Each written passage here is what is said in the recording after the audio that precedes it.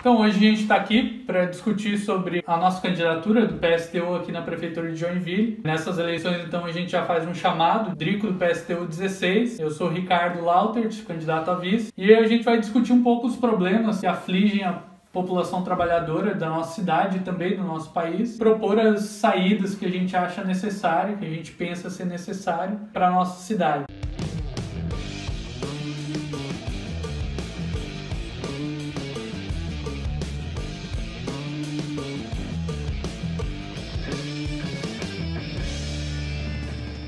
E eu acho que a primeira delas, a gente pode colocar aí a questão da pandemia, né? O que a gente defende para combater a pandemia, né? E eu acho que tem tudo a ver aí com a questão do trabalho. A gente vê a nossa cidade, um polo operário fabril, né? E continua tudo funcionando em meio a uma pandemia. Prioritariamente, a gente tem que falar sobre a saída, sobre a saída para essa crise sanitária, né? A gente vai ver milhares de promessas agora nas eleições, as mesmas promessas que a gente vê todos os anos, ignorando que nós vivemos uma situação atípica, de uma crise capitalista que já vinha anterior ao vírus do Covid-19, né? Já desde 2005, a tal marolinha do PT lá, nós não saímos desse buraco desde aquela época, né? Os índices de desemprego altíssimos. No último período, nacionalmente, a gente viu aí, desde o governo do Michel Temer, a aprovação da reforma trabalhista, a reforma da Previdência, todas elas com promessa de geração de emprego, né?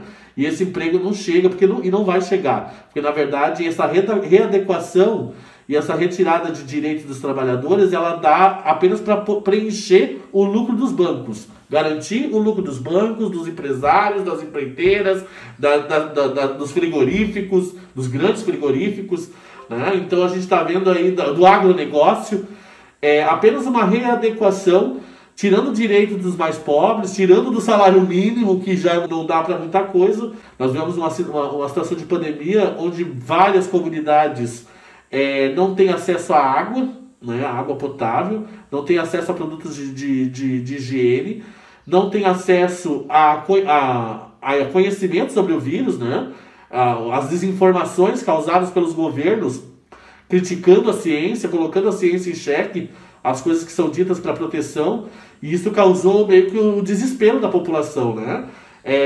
Nós falamos dentro do movimento popular, né, que nós tínhamos duas opções, ou morrer de fome, ou morrer do vírus, né? E a classe trabalhadora foi colocada aí no abatedouro, defendido pelo Udo Deller, né? Imunidade de rebanho, né? Algo absurdo, como se nós fôssemos, né? Toca lá que é gado, morre tudo, todo mundo se contamina. É do seu parente, é dos familiares da classe trabalhadora, né? Que a gente tem visto morrer nesse instante.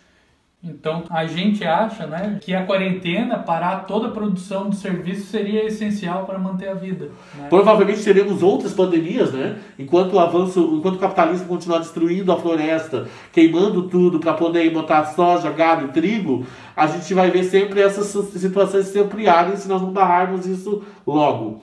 E se espalhou para o resto do mundo, né? A Itália foi um dos países que começou o epicentro, as pessoas viram isso, viram essa realidade e não fizeram quarentena. Simplesmente o governo italiano, como outros governos do mundo, ironizaram, e depois a gente viu aí, eram 1.000, 1.200, 1.300, 1.500 mortes por dia. E o governo brasileiro, tanto federal, quanto estadual, quanto municipal, seguem a linha do Donald Trump nos Estados Unidos, de negação do vírus, de negação da ciência e de uma falsa estabilidade.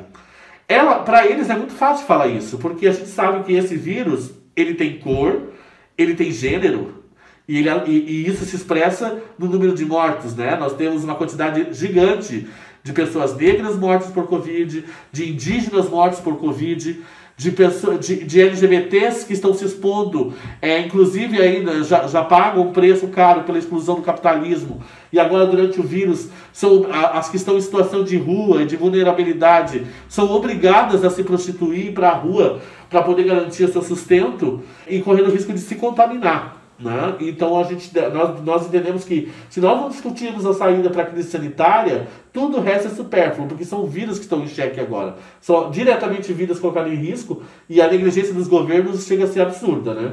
É bizarro a gente ver diante de uma pandemia a patifaria que é na Lesc, por exemplo, né, os 40 deputados brigando contra o governo do Estado enquanto o povo morre. E o governo do Estado roubando, desviando dinheiro dos respiradores. É uma vergonha assim, absurda a nova política, que na verdade é a necropolítica, né?